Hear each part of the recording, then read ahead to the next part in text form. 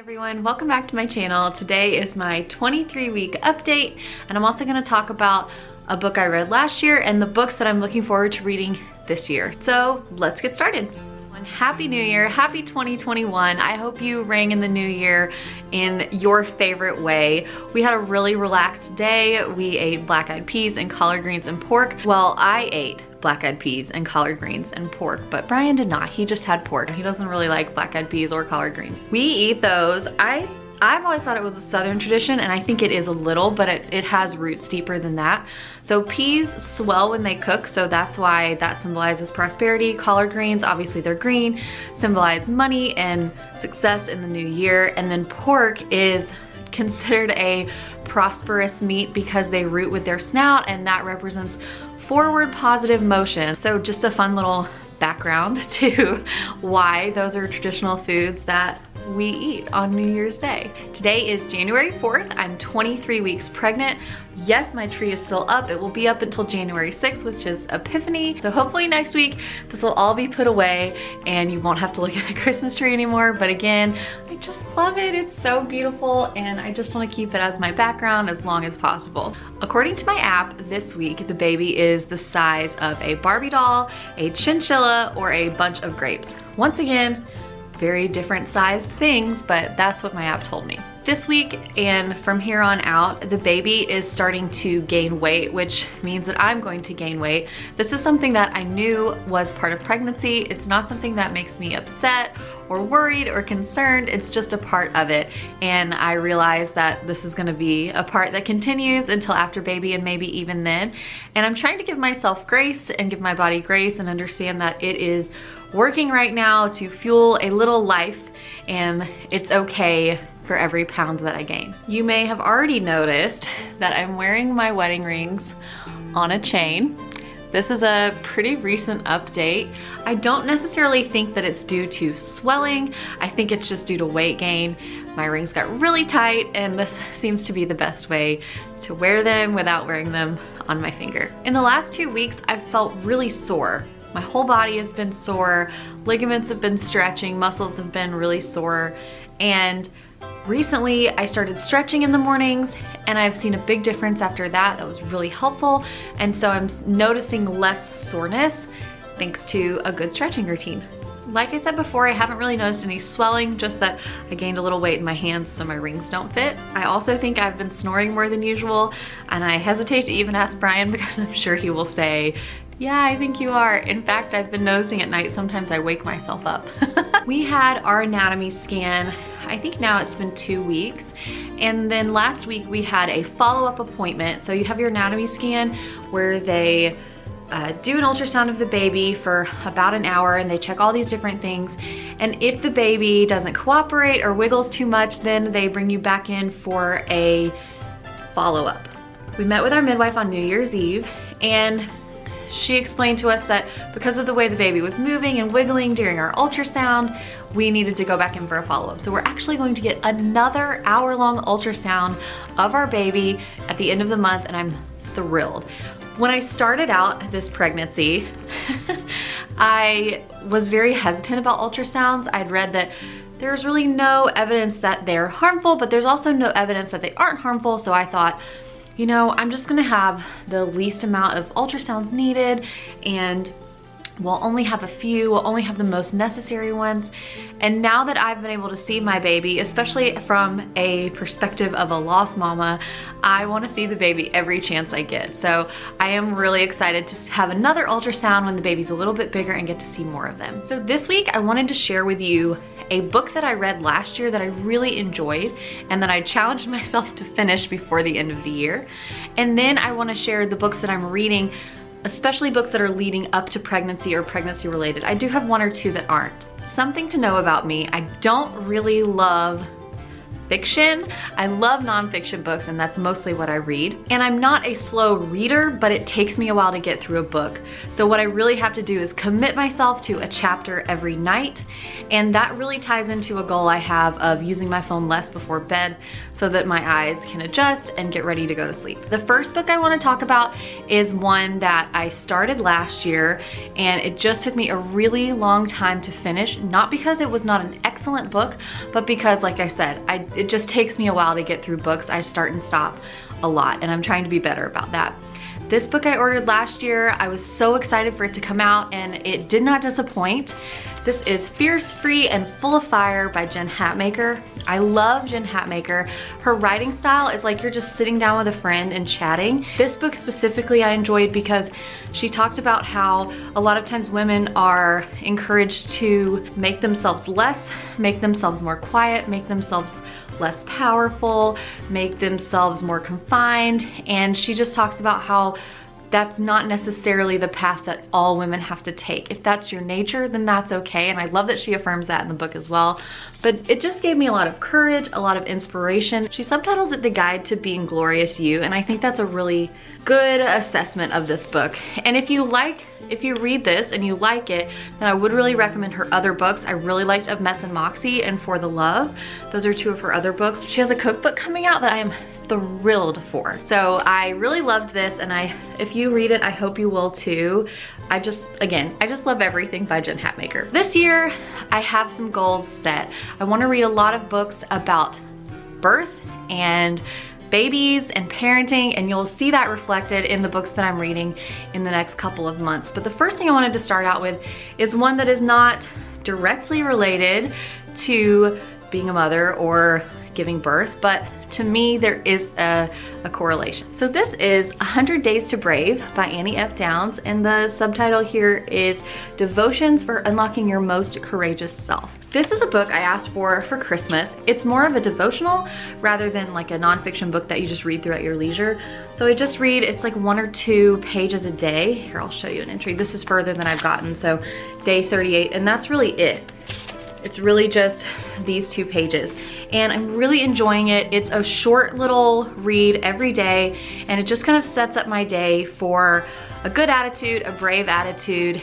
I love books like this that I can just read a page or 2 at a time as a devotion, and this is definitely set up that way, and I really enjoy it. One of the first messages she gives is that sometimes you're being brave and you don't even feel brave. You're scared the whole time. And I think that's gonna be a really good metaphor for my life as a parent, because I'm going to be fearful the whole time that I'm messing it up or that I'm doing it wrong, but that you just have to push through and be brave anyway. And I'm just really enjoying this one so far. Again, I'm only 4 days in, but it's a good one, and I'm excited that it will actually get me to birth, which is crazy. The next book I'm sharing is a book that I'm going to start reading as a book club here on base, a virtual book club here on base.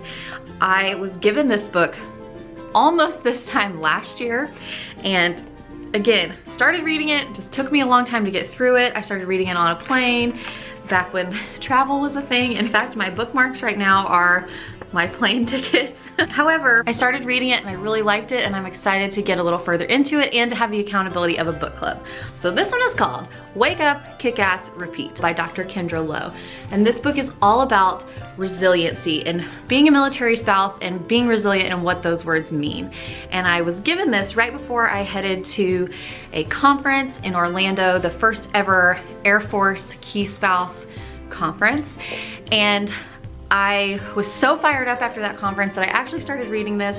I got about, what would you say, a 1/4 of the way through and just stopped, because it's so easy to read on a plane, and then you get home and you get caught up in life again. Almost every chapter she's got some reflection, a reflection section where you can answer some questions and just some little exercises that can be helpful to actually think about and apply what she's talking about as far as being resilient. So I'm super excited to read this.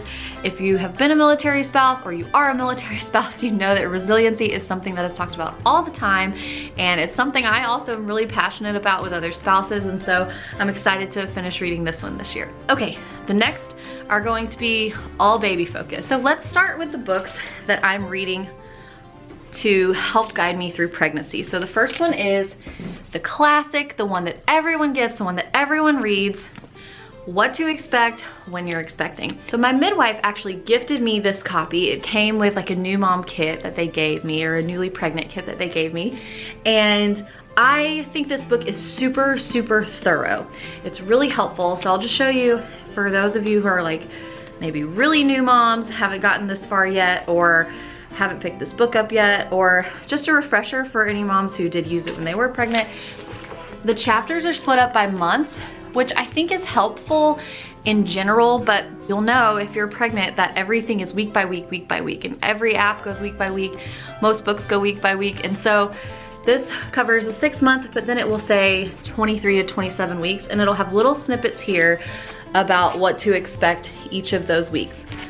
However, something I really love is that it'll say in the 6th month, it has a section that says your body's gonna change in this way, and it will have topics that you're going to hit on or that might come up. The baby kicking, if your baby's measuring big or small, if your belly is itchy, if you're having leg cramps, your glucose screening, and it'll just cover all of the topics that are going to naturally pop up that month. So this is a classic. This is one that every pregnant mother needs and will find useful. And there's even a lot, and talks about postpartum and expecting multiples and what to expect from labor and delivery.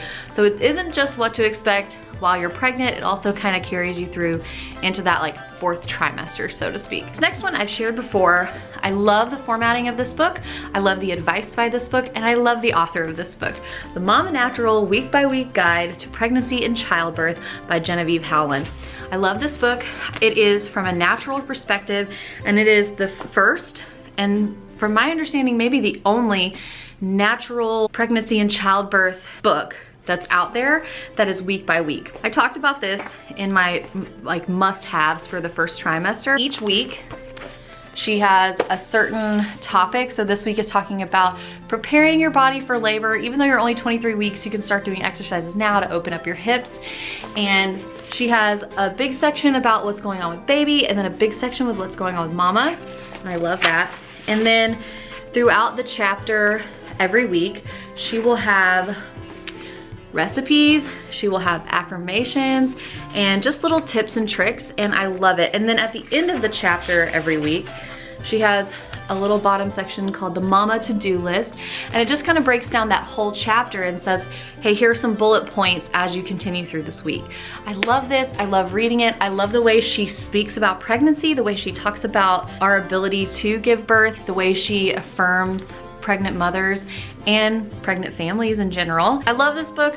I'd recommend this to all my friends. Just love it, and I love her YouTube channel as well. So you see a lot of Mama Natural in all of my posts because I use her book, I watch her YouTube channel.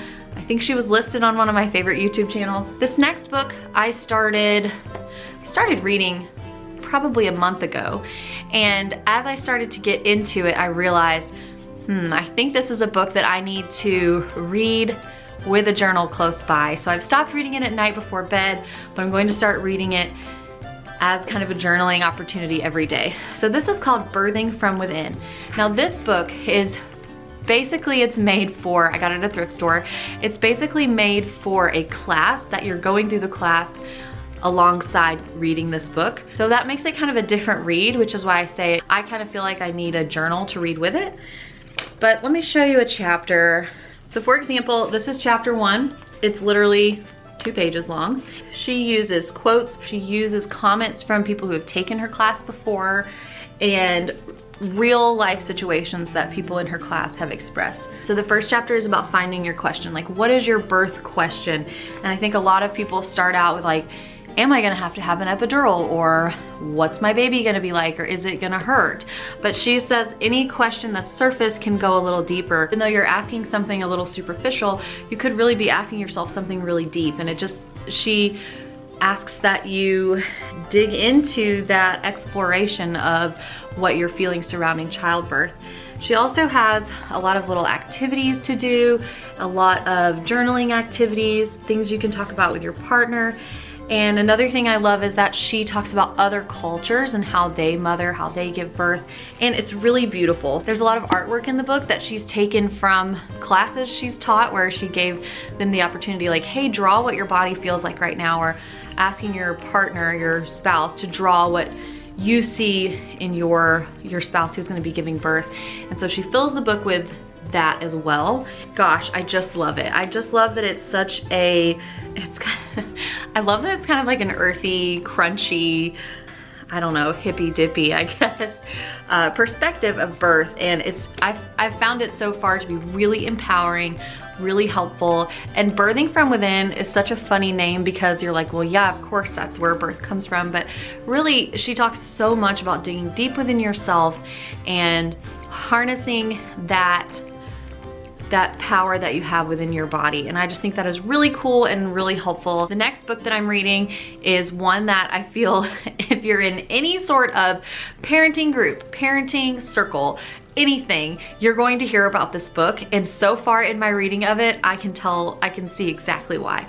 This is The Happiest Baby on the Block by Dr. Harvey Karp. After writing this book, Dr. Harvey Karp went on to create the SNOO, which if you've seen it is like a really, really fancy bassinet where you swaddle the baby and kind of like hook the baby, not hook the baby, but hook the swaddle into the SNOO, and it will respond intuitively to the sound of your baby. And that is really, really cool. Way out of our price range, but really, really cool. Anyway, this book is amazing. This book is the origin of the idea of the 5 S's.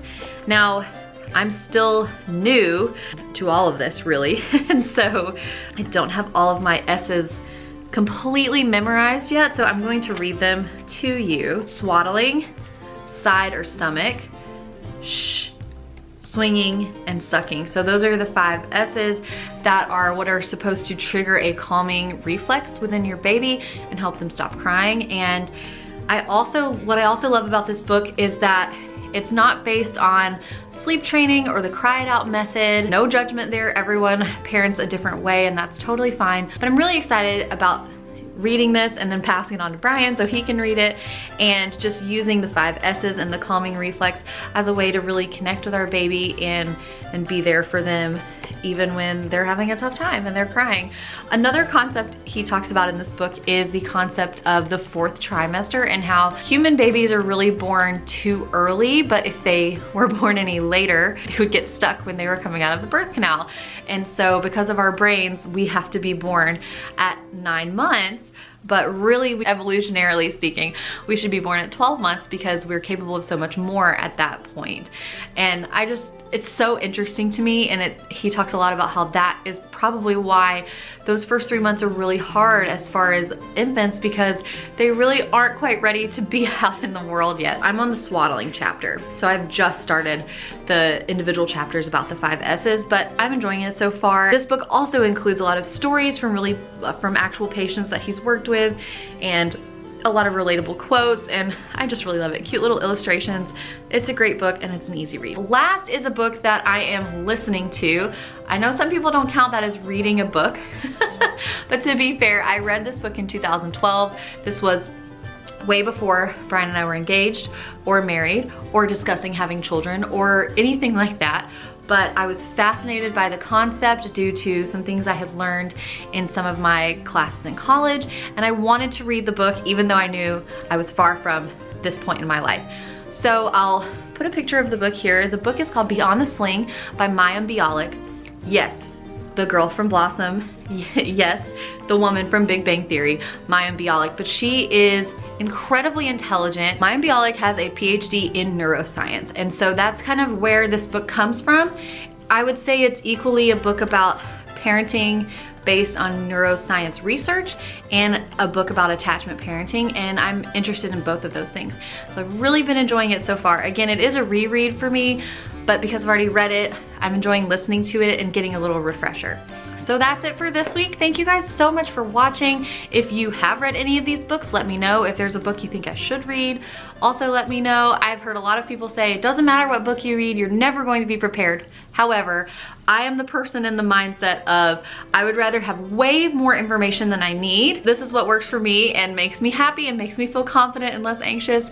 So you just gotta do what works for you. If you are about 23 weeks or a little ahead of me or a little behind me, leave me a comment. Let me know how your pregnancy is going. You can also give this video a thumbs up. You can subscribe to my channel, click the bell, and it'll notify you when I post videos. You can leave me a comment and you can share it with a friend. Have a great week. I'll see you next time.